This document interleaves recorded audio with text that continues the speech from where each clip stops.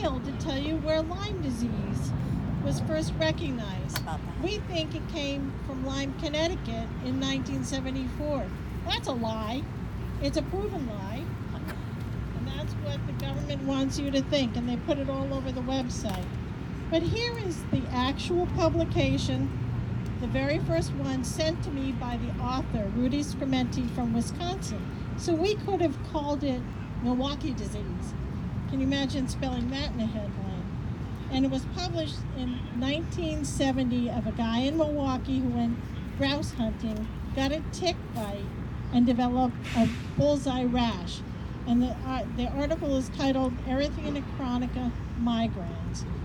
And that is the first U.S. case. Of course, it was overshadowed by the PR team that wanted it to be Lyme, Connecticut. So for that, and that the CDC still uses that, I give the government an F in science. F minus. Yes. F Yes. minus. Oh, yeah. Yeah. Oh, and just to let you know, Rudy sent his discovery to Alan Steer, that it was caused by a spirochete, that the treatment was antibiotics, How about that? that it could be neurologic, it could last in the skin for years and cause acrodermatitis chronica tropicanza, degenerative skin disease. Then, on TV, after I had the bullseye rash, my son was diagnosed with a brain infection, and we were in the process of being diagnosed with Lyme.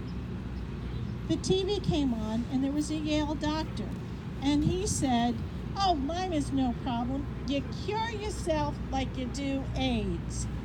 He knew it because he was told it by the government. I give the government an F. You don't cure yourself like you do with AIDS. Yes, F minus. that's right. 2 Fs. Then, the next step on it, the CDC and NIH identified the wrong tick. In cutting and doing that, they cut access to health care for the whole country. What they decided was, based on one publication by Sam Telford out of Massachusetts, they decided there was this tick called Rudys Discovery.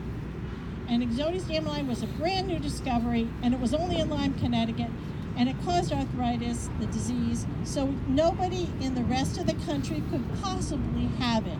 So it cut access to California, Texas, Florida, up to Maine. Nobody had it.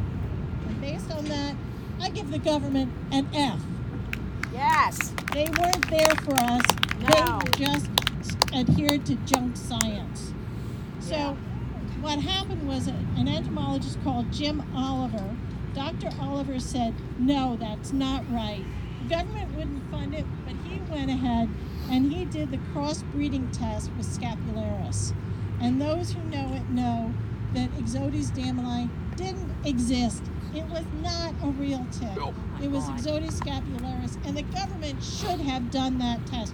But darn it, they cut access to people for health care across the country. So I give them a surprise, an F. Yes.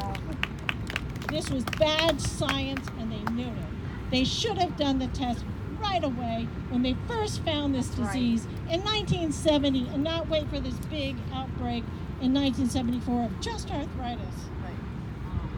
Criminal.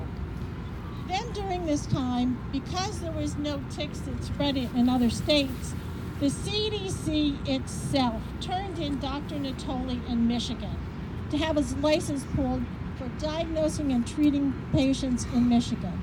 Why? Because he was not using Dr. Alan Steer's Western blot that he had just published. And he had this theory that there had to be a 2-tier testing with a Western blot. And so he went in and was the expert witness that penalized Dr. Natale because he insisted that the standard of care from the day he published that article was a Western blot. For that, I give the government another F. Yes. That's how much they care. And then, after that, they had the Dearborn meeting. So it hadn't even happened yet. They had the Dearborn meeting, and they decided to drop out the Western blot that had neurologic implications.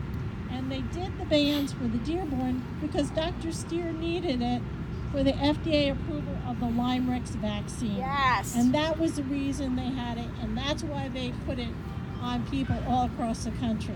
Next thing you know, Dearborn's done. In '98, the Dearborn results come out, and what do they show? They show that 36% of culture positive patients had a negative blood test with the Western blot. These are culture positive patients, 36%.